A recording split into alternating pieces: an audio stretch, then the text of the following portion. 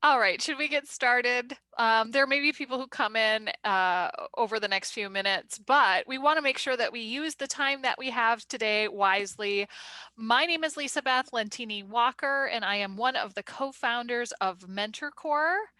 And we're thrilled that Colleen Dorsey is here today to speak with us. Before we get started, Dan, can you introduce yourself as well? Sure. I'm Dan Ayala with the camera. My Mm. name is Dan Ayala. I'm the co-founder of MentorCore along with Lisa Beth, and just been very. I guess say we're now probably 6 months into this journey, and I can't believe how much fun I'm having doing all of this and having these conversations with everybody. And I'm really looking forward to Colleen to learning more about your program today. Great. So just as a reminder, MentorCore is a community of safe interactions between compliance, ethics, risk, security, privacy professionals. We like to be a place where all of the guardians can go and feel at home and ask their questions and grow and develop. And as part of this, we've had this event series that has been going since basically the end of May. And today we've got Colleen Dorsey with us. She's going to give us a little bit of her background, but I've known Colleen for years and years. I'm not going to say how many because it's been a lot.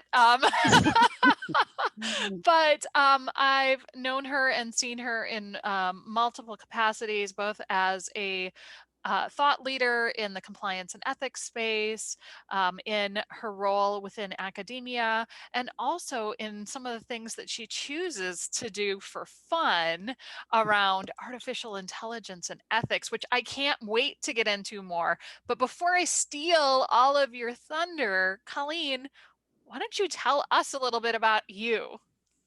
Great. I will do that. Thank you, Lisa, Beth, and Dan. I really appreciate this opportunity. Let's see, where do I start? So I went to undergraduate school to be a paralegal. So I worked in the law field for many years before I decided that I needed to be a lawyer. And my husband was pretty instrumental in, giving me the strength and wherewithal to actually get that done. So not really expecting to utilize my lottery. Really what I thought I would do is use it like to maybe be in human resources or something like that, but I ended up getting a job practicing law in-house at Land O'Lakes, the cheese and butter company in Arden Hills, Minnesota. And I worked there for many years, almost 16 years. That time period, I created their first compliance and ethics program. When you work in an in-house department, some of you on the line might be fully aware, and it's a skinny department, you kind of have to do a little bit of everything. And we were really expected to do a little bit of everything. Antitrust design. My specialty, or the kind of the expertise that I ended up developing was really about antitrust. And so the general counsel and I sat down one day and he said, antitrust is sort of under that umbrella of compliance. We need a compliance program. Will you create one? And so, any of you probably, when your boss asks you to do something, you don't really have a choice whether or not you do it, you just do it. So I started that in that role, moved away from practicing law and created an ethics and compliance program. And I think probably a little bit later, I'll talk about how I went about doing it. But just in terms of my background, after doing that a little while, I left and went to other agribusiness, which is Syngenta Seeds. And I worked there for about a year and a half. Actually experienced a code of conduct issue there that had me leave there without another job. Uh, so I left that job, ended up working for a private practitioner for about a year and a half, and then I ended up being hired at St. Thomas in this higher education role. So in my role now, I lead a master's degree in ethics and compliance. It's a graduate level degree for those that have their undergraduate degree and those that have their JD. It focuses on ethics and compliance. So that's sort of in a nutshell, kind of what my path has been. That's amazing. And, it's always so nice to hear the many different facets and aspects that people bring to their careers, right? So you've had this journey that went from starting, in a paralegal role to um, going all the way into academia and teaching. I know that you teach some Mhm. courses from time to time as well. And then tell me a little bit about what you're doing in your free time, whatever that means right now. Right. So that's kind of connected to the teaching. Forgot about that little part. I do teach. So the law school, for my program, we have an advisory board, and it's made up of approximately 23 different companies. It's largely the chief compliance and ethics companies from from from the Twin Cities. So think, Target, 3M, Medtronic, Health Partners, United Health Group, Delta Dental of Minnesota, US Bank. There are several companies. We just had a meeting about a week and a half ago, and we have 2 new members who have joined. Adam Briggs, who is the Chief Compliance Officer for Mayo Clinic in Rochester, and Ash Mishra, who is the Chief Ethics and Compliance Officer for Polaris.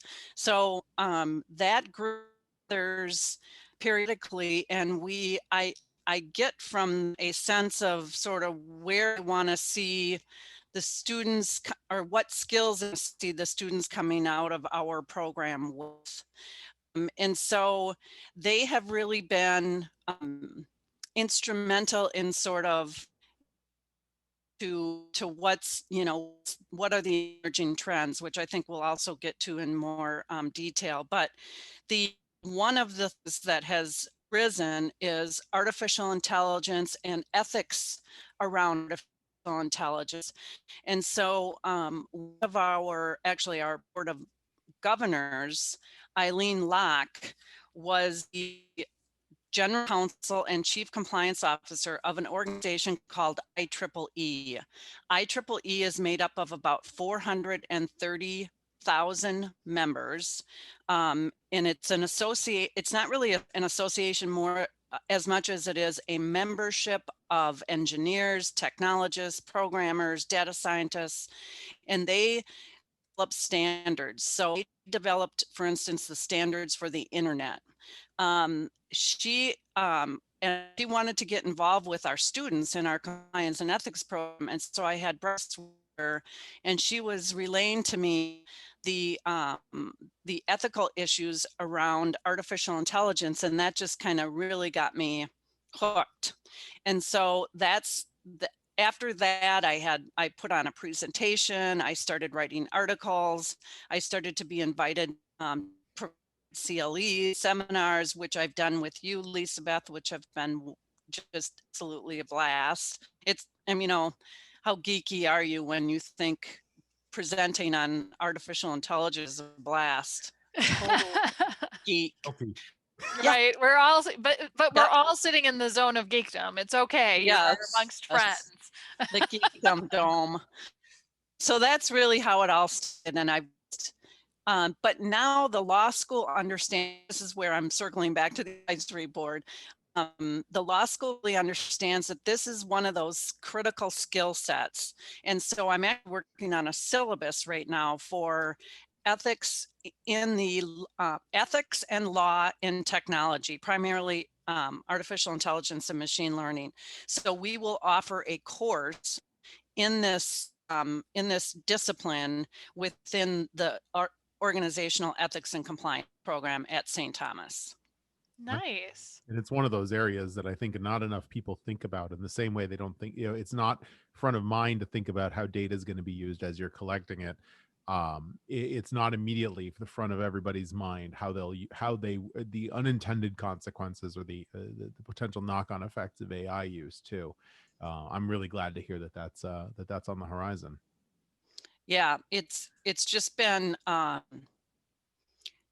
technology moves at warp speed. So I feel like, there are educational institutions that are ahead of us in terms of artificial intelligence entire degrees around it, but that's not really what I'm kind of focused on. I'm focused on, where are regulations, where are laws, what are the legal frameworks that are present right now that we can sort of utilize and think about in terms of the liabilities associated with some of these systems. And as somebody who's been studying AI since school, since my undergrad, and has all the way through, it hasn't the underlying tech has, I mean, it's evolved, but while it is moving fast, it hasn't changed all that much since, many years ago. Um, so, but and the legal and the parameters around it are moving at a glacial pace, unfortunately. So, hopefully that some of the work you're doing will help to prompt some more of that in the outside world as well, because I think it's well overdue. Yeah. Yeah. Oh, go ahead. I'm sorry. I was also going to say, in the new year, I can't believe we're already talking about the new year, but 2021 is coming. I think we have less than 45 days now, until 2021. And we do know that we have on the agenda, a speaker from the IEEE. So that is Oh, something that wonderful. we will be doing in the new year. There was a question that came up in both the chat and the Q&A. And the question was, does the University of St. Thomas offer any professional development courses in compliance and ethics? And I think you're perfectly situated to answer that one. Yes, yes, I am. So we have a program called a corporate partner non-degree offering. And what that does is it allows students that are associated with a corporate partner of St. Thomas's and to take it one course at a time, and it's a fixed rate of $3,000, and what it is it's the full semester graduate course that full degree seeking students are in, um, but it is, and so the courses are limited to what we're offering for the full degree students in that semester. But as an example, next semester, a student could take the course that we have in compliance programming online, or a student take the course that we are offering online for risk management, and that's at fixed tuition. So it really is a professional development opportunity for for supervisors, for managers to provide to their teams that are looking to develop, and especially at this point in time, because a lot of the conferences and things that people would normally spend expenses on travel have been COVID stopped. This is, an opportunity to offer that to, team. That's great. So one of the things that we're starting to get some questions on is around artificial intelligence. And I know that this is a personal passion for you, and that you have done a lot around it. One of the questions is, how do you avoid unconscious bias in artificial intelligence? And I know you've spoken on that a lot. Yeah, and you've spoken with me, so you can answer this. Me and Dan has a history in artificial intelligence, so I think it really all starts with the data, right? Where the data came from, who's labeling the data, how it's, is there historic bias baked into the data that somehow need to be addressed? And so, and then as you create the algorithms, the weight that you put on, I am not a technologist, that is probably already very clear, but Doing just fine. um, so, as you create an algorithm, so an algorithm is sort of a set of structures that that you provide to a computer that that tells the computer exactly what to do. With machine learning, learning is more about inputting data. Again, these huge data sets that you can get off of the net. A lot of the data now were put together by companies like Google because they have access to all this data, and they put it on an open source website for anyone who wants. I mean, it's usually you have to pay for it, right? Companies like Facebook sell their data. And so you input this data, the machine learning system really creates the algorithm on its own based upon what it is you're trying to, what the output is. Say you've got a huge amount of pictures of dogs, and you want the system to be able to recognize those pictures of dogs. So it's the input. You give the system the output that you want, which is to recognize dogs. The machine learn tool creates that algorithm on its own, and it's learning on its own based upon the data that's being fed to it. So imagine data that has, let's say it's for a loan, and data that's being fed into a system that will tell the computer what a good loan looks like is comprised mostly of loans to white men, right? Because that's what the data has in it. That's historic has proven to be least risky loans. The system then, the output of that system is going to be biased, right? It's going to, the machine learning created going to say, bank AB, you're better off providing loans to white men than you are. Can you guys hear me okay? It says my internet connection is unstable. Yeah, you're Yeah. pixelating. Your voice is pixelating a bit, but we can make out what you're saying. Okay. So that, really is about data and making sure that you really understand the data. There's an article that was published by a bunch of Google scientists about creating data sheets for data sets. And it's really about, she actually has put in there a questionnaire about where the data came from. What is it that you're trying to, what is it that you're trying to get the system to do? And all of that matters with respect to trying to reduce bias.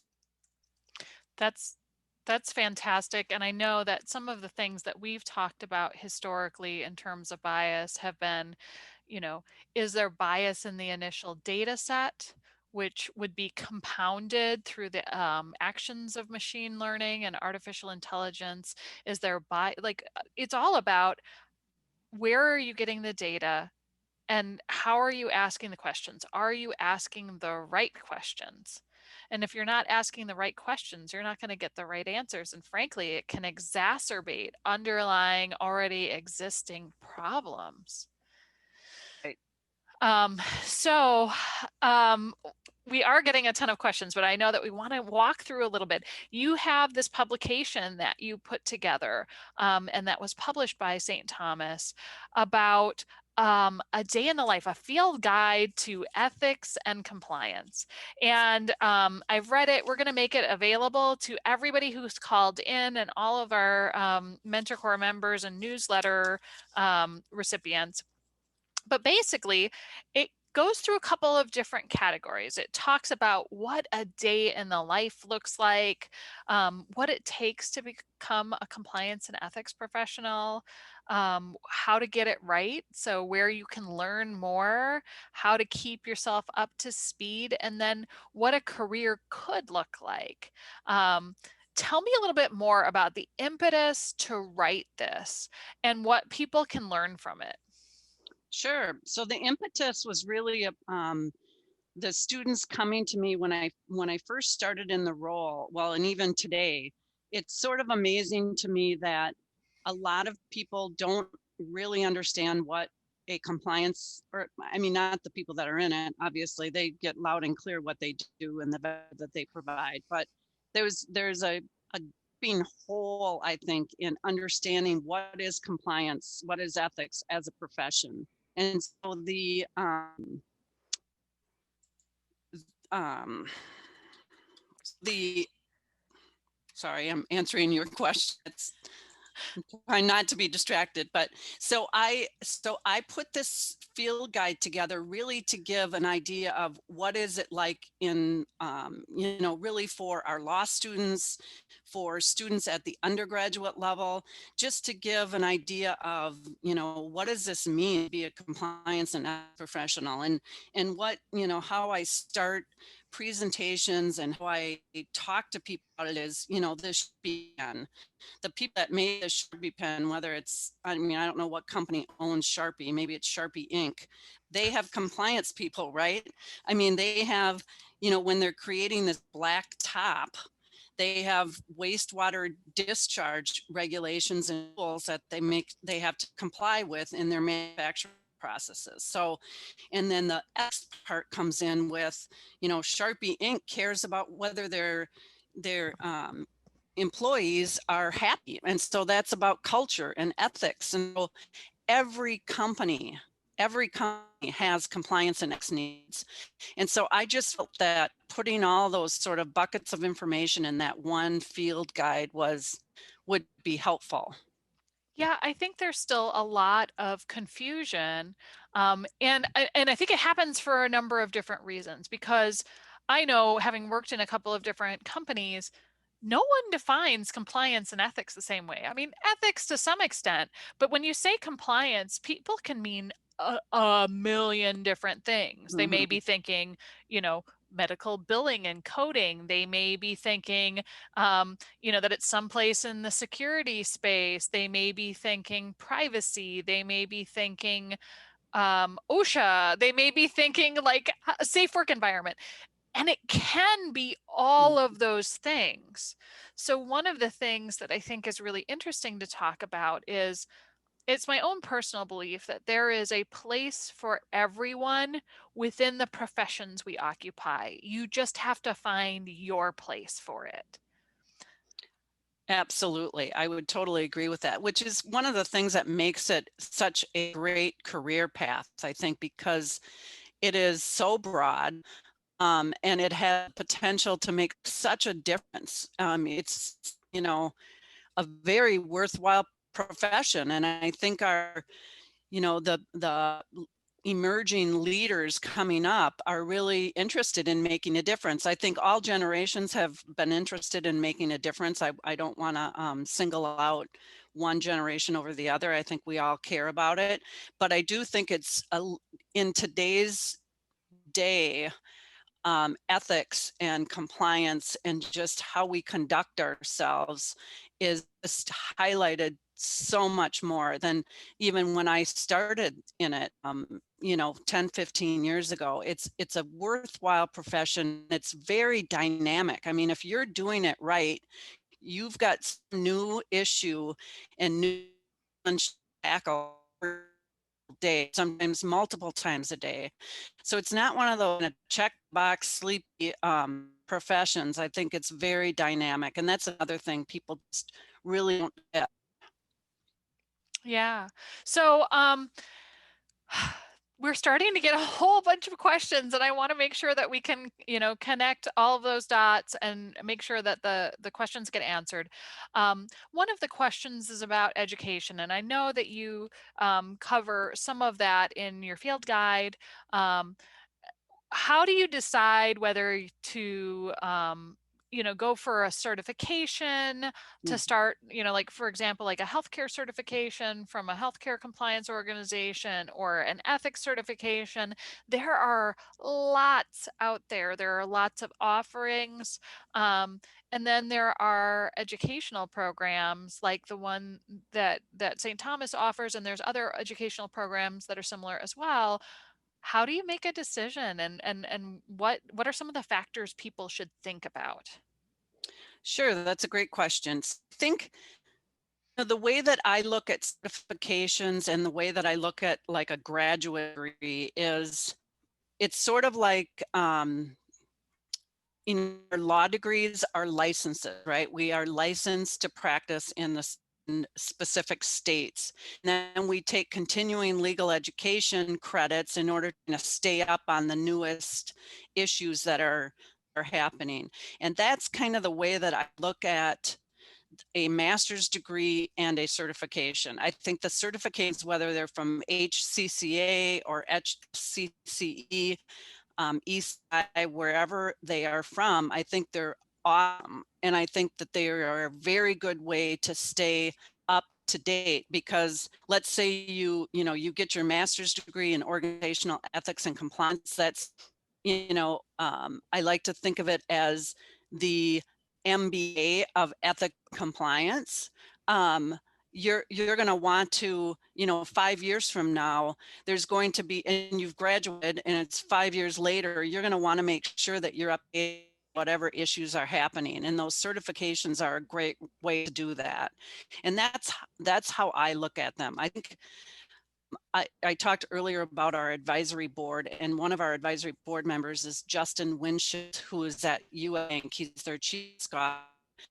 And he said something to me one time. He said, Colleen, your students have a leg up with me right from get-go, because they have shown to me by getting their graduate level degree that they're committed to this profession. And I don't think you're any less committed if you get a certificate versus a graduate degree, but it is, a graduate degree takes determination and grit, and that's not lost on hiring managers and supervisors. And so it just really depends on what you have the energy for, what you have the resources for, where you see yourself going in 5 years, 10 years. Graduate degree is going to get you to an end space than certificate. But again, I think certificates are great ways to keep up to date on emerging trends and things that are going on.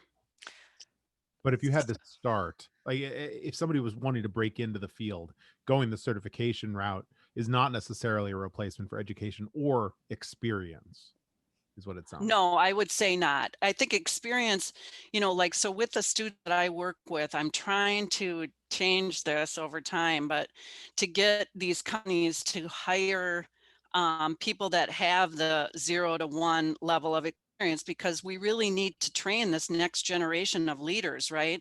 A lot of the leaders in the ethics and compliance space right now ended up there via lateral moves, not necessarily kind of like I did. I didn't have a choice. I mean, I couldn't say no. So the people that are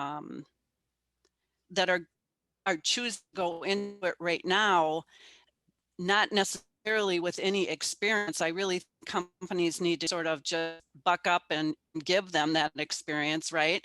But if they have that graduate degree and or a certificate, at least it's something that shows that they're really interested in putting their time, resources, and part of themselves into the profession. Mhm. So there are some really interesting questions in the chat. Uh, First, let's start out with, it's been a really pretty difficult year for all of us, but law students in particular are having a really tough time with remote learning and delayed bar exams. And one of our listeners is asking if there's any advice on ways that current students and recent grads can break into compliance in a remote environment. And I know that at least some of the work that you've been doing with students has included helping find internships. Can you talk a little little bit about the different ways that people can break into compliance in a remote environment? Sure. I'll add the So, corollary also. oh, go ahead. Employers can think about creating environments that are conducive to that. Mm-hmm. Yes, absolutely. So the first thing that comes to mind is I have created a group, a networking group called the Emerging Compliance and Ethics Leaders. It's a networking group. It's right now there's about 277 members. I started it on LinkedIn, but I've moved it off of LinkedIn, although there's still activity on the LinkedIn group. And anyone can go there and request to be a part of the group. And I check that and I get notices. Um, that group, because it's now moved virtually, that allows me to have, participants in that group that I have zero experience in compliance and ethics and just want to break in and start to network, to those that have, graduated from Yale Law School and have been chief compliance officers at several different oil and gas companies. So it's very eclectic, but the point is to provide an environment where, you can network with your peers in an environment where it's safe, just like you were saying about yours, Lisa, beginning about this MentorCore. It's very, very similar to MentorCore, except we meet a lot less frequently. But the Emerging Compliance and Ethics Network, just like MentorCore, provides you those to really, and I would encourage all of you to, continue on those kinds of to listen to others in the field, right? So obviously, applying for and gaining entrance into a graduate degree program or a certification, you can ask to be introduced. Networking is everybody's bag. It's not easy for everybody. So I think you kind of have to make yourself do it. But these environments like MentorCore these are the places where you can do that. I don't know if that really answered the question, but employers, on the compliance externship. So, and internships, there are my program, I shouldn't say my program, our program is, there's a 3-credit elective course, compliance externship, and we place students at companies all over, actually now all over the United States, to work side by side with a compliance and ethics professional. So like this summer, we had a student that worked with Panasonic virtually and remotely with their compliance and ethics department. I had a student who has worked with Delta. That was pre-COVID. We could send her down. She actually spent a whole summer in Atlanta working with the compliance and ethics department at Delta Airlines. What other companies have we that are? We had one at my company. Oh yeah, Lumen, absolutely. Lumen Worldwide Enterprises. We had, we've had so many companies. And then we also obviously with the Twin Cities company like 3M and Target and US Bank, Fargo, all of them. And that really gives students that are in the program that don't know what a compliance and ethics career could look like a window into that world. Yeah. So we have a lot of questions that just keep pouring in. One of the ones is, how do you think compliance and ethics will be effective with COVID and remote working? What skills do you need right now? You talk about skills in your field guide. Are the skills different, or are you just having to ramp up some of the skills that were already there? That's a great question. We, as I mentioned earlier, we had an advisory board meeting about 2 or 3 weeks ago, and I asked that question. In today's environment, what are the skill sets you want our students coming out of the program with? The very first thing was data analytics, know how to work with data. And I think that really is not necessarily COVID related. It's a skill that is 2020, 21, 22, 2024, it's relevant to today. With respect to COVID, I think it's, I mean, um, I don't know that any of the skill sets are different necessarily. I would say that one of the, and yeah, this doesn't have to do with COVID. I would say that this is more where I was going was more about, the George Floyd, and sort of, where we find ourselves with racial injustices in today's world. And the advisory board pretty much unanimously said that skill, how to navigate diversity and inclusion issues. And then one of the members of the board talked about how Zoom is not necessarily helping that, because Zoom, and it's not just Zoom, it's any video related platform, can exacerbate sort of groupthink, and that it's harder to reach out, to our diverse neighbor. You might pre-COVID, you might have been able to walk down the hallway and say hello, connect. And now with the way that it is right now, it's actually closing people off even more, because they're sort of in this, some are clicky. And so it's really important to be uber aware of all that and try your best to make sure that you're doing where you can to eliminate that. Right. And I know, at least from my perspective, we had an event with the Compliance Career Connections, which is free. I would encourage everyone to look up corporate compliance insights, and on their job section, there's a place where you can go and look for connections with people who will help you do a one-on-one or network, etc. We have another event coming up for that, Dan, on the 7th of December.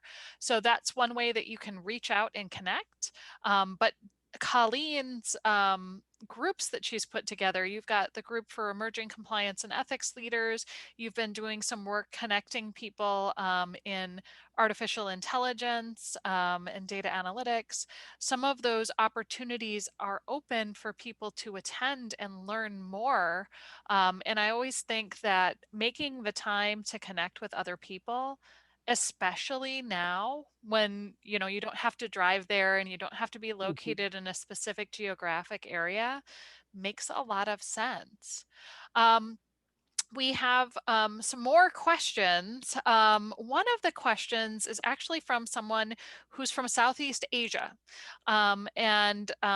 This person created a global ethics and compliance program for a non-US Fortune 100 company headquartered in Southeast Asia, and has been working in the compliance and ethics space for like the last 11 years before going into financial crime compliance for a top 5 bank.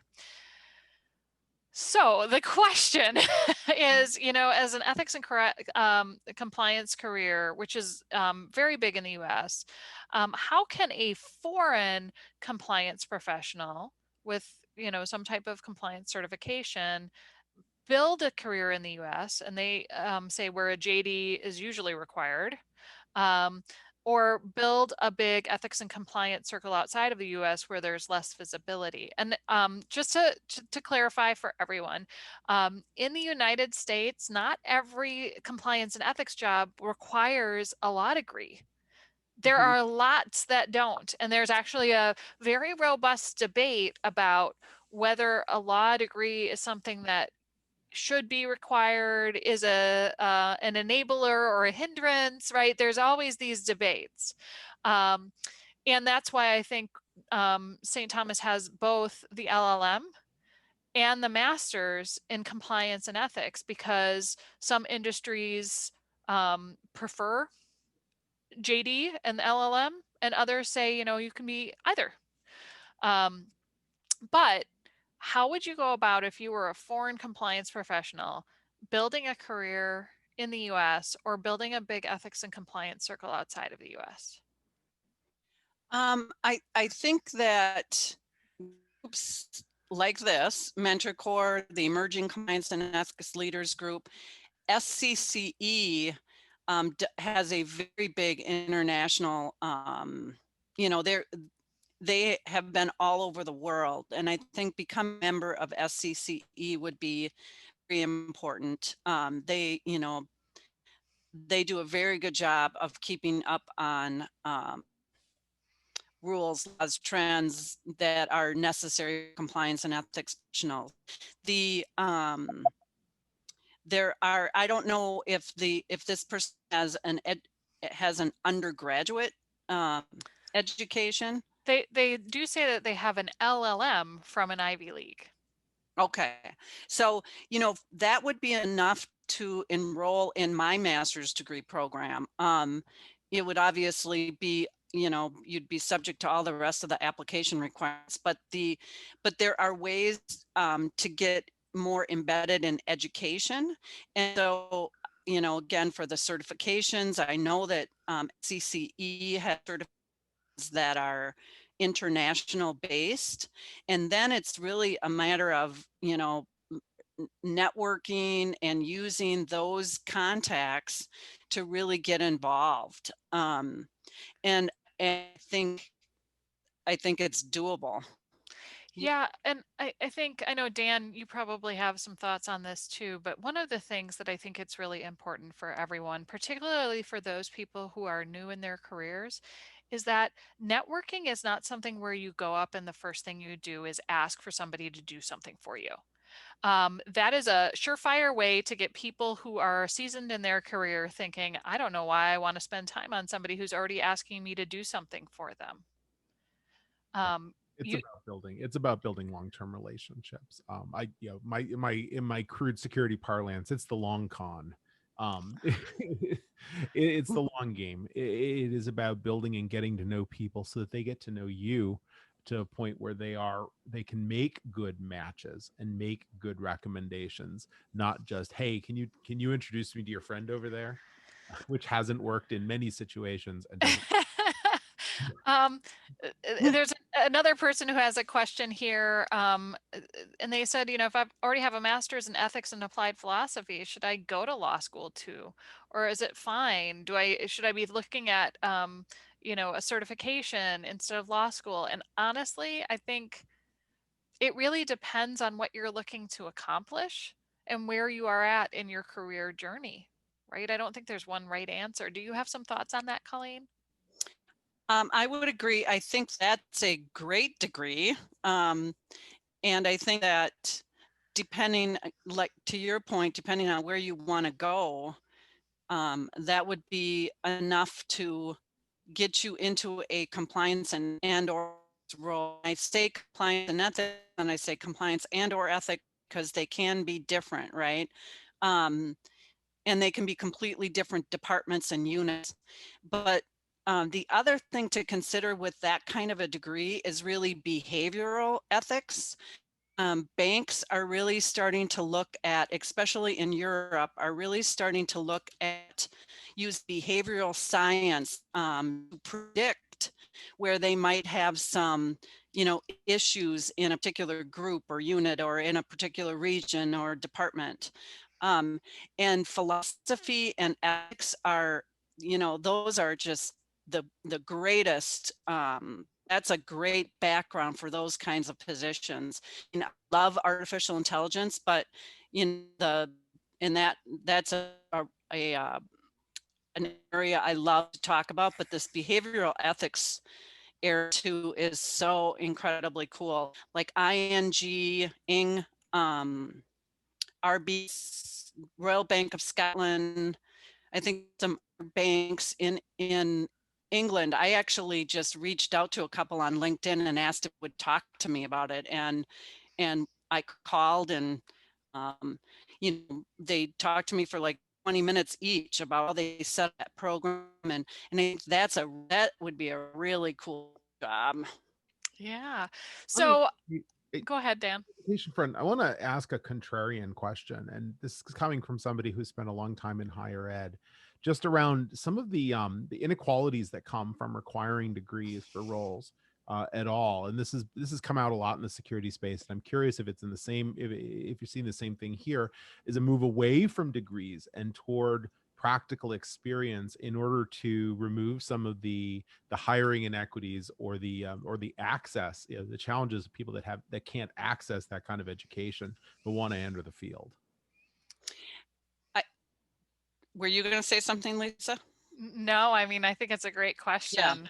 that is a great question. I think I've never had that question posed to me, but I think that my own personal feeling is that on the job training takes a long time, right? Like when I took over the compliance and ethics role, I was all of a sudden, joined at the hip with audit, had never worked with audit before. I was all of a sudden doing investigations, had never investigated before. I had to be familiar with white collar crime and sort of the enforcement regime and how that all worked. If you have that education and those groundings, you have that going in. Now that does address your sort of your comment about how disadvantaged that puts some people to be able to afford that.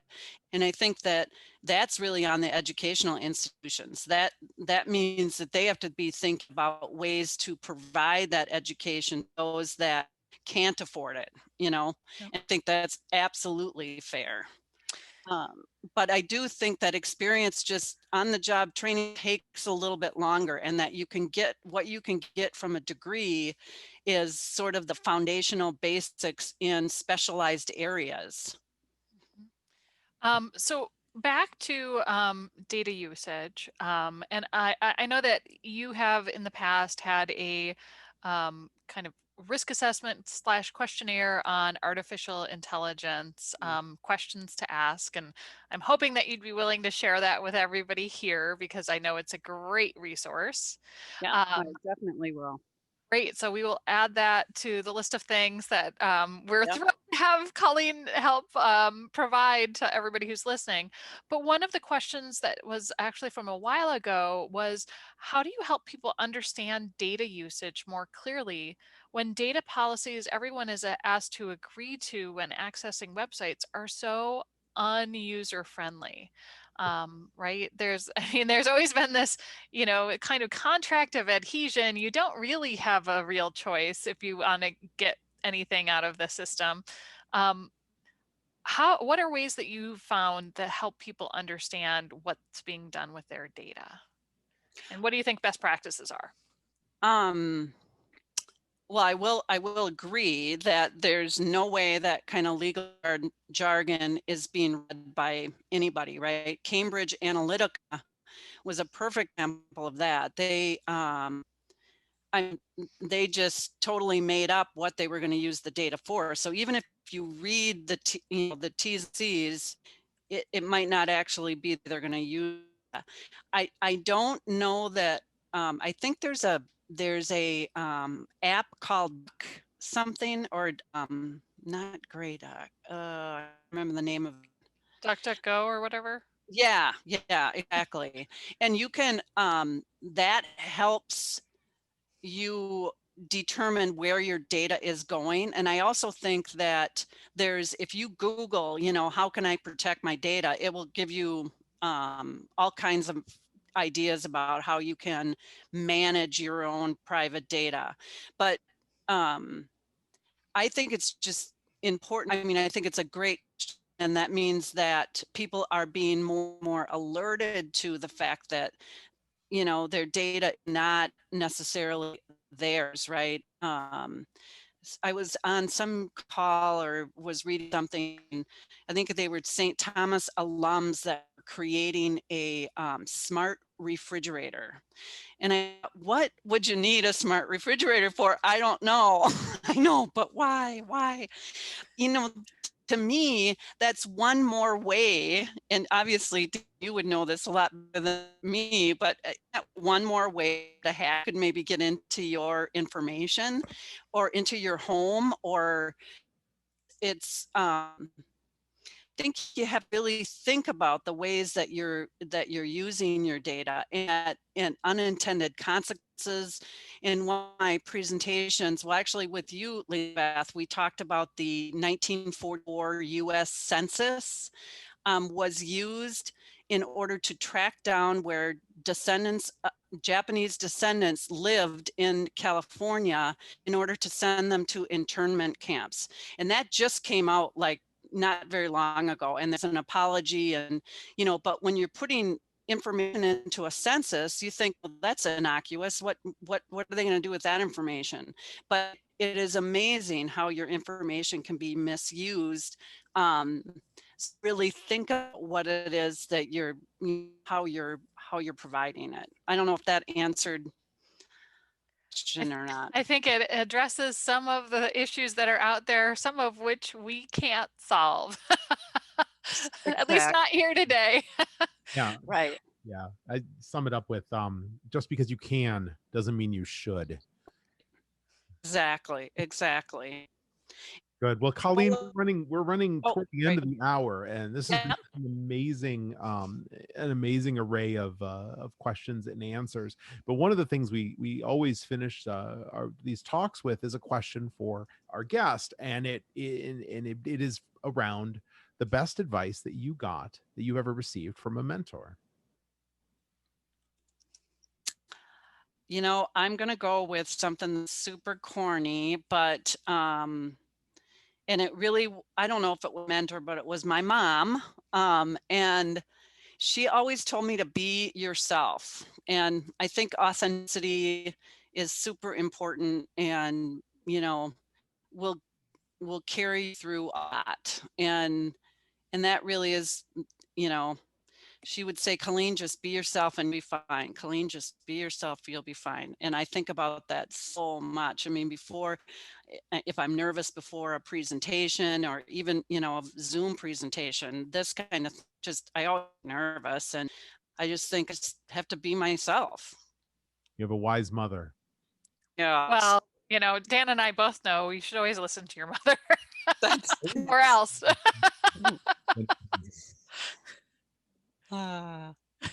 Well, thank you everyone for joining us here today. I think we got to most, if not all, of the questions that were in the chat. Please consider reaching out to Colleen. She would love to talk to you more about her program, and she's always a great person on LinkedIn, constantly letting people know about everything that's going on. I'm thrilled personally, Colleen, that you chose to join us today. And I want to thank you so much for Thank you. Allowing everybody to learn more about you and about the amazing things that you are continuing to do every single day. Thank you. Thank you both. It was great to meet you, Dan. Take care. I'll send you those resources. Great. And thanks to everybody for joining today.